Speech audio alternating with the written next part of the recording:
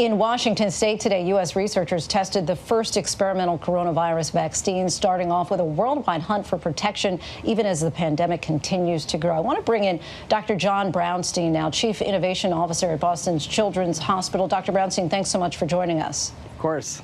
So the group tested today has 4 healthy volunteers who will be monitored over a period of time. Can you explain what this process will look like and how those people will be tracked?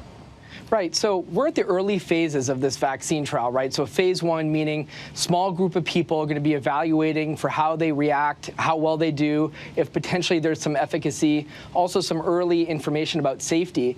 But we have to remember, this is a really small trial that it will eventually lead to more participants, but we're still so early in evaluating this vaccine. It's incredibly exciting. Vaccines are a big backbone of public health, and we should be striving. But again, we're still many months out from having something that we can really deploy to the public. It's still incredibly early. I hear you saying many months out, but if these tests prove to be successful, how soon could the country expect a rollout of the vaccine? So the vaccine that we're looking at is an incredibly modern type of vaccine. It's based on RNA. It's not the traditional way of building a vaccine, so we're going as fast as humanly possible.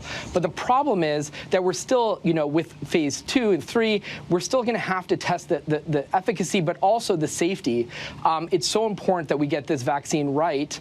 And so that's going to lead us to probably a year to 18 months before we can really have this vaccine well past, especially the first wave of this epidemic as it's unfolding across the country. And we know that states are now taking testing into their own hands. Is there a benefit to spreading out the resources, or should there just be one overarching test?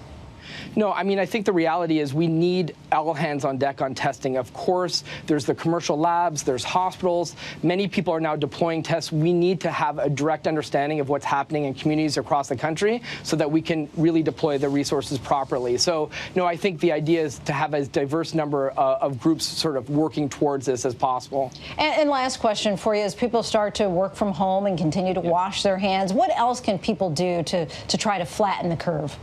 Right. So the idea is all about social distancing, right? So limiting your grouping with other people, staying at home. Of course, we're going to depend on those that are recovering, right? So those that actually had the virus and recovered, they can play an incredible role in actually being active members of society as other people are quarantined inside. So we'll have to remember those recovered as well. I mean, at the end of the day, we're trying to protect our health systems from getting completely overrun so we can take care of the sickest patients. All right, Dr. John Brownstein, thank you so much for joining us. We appreciate that.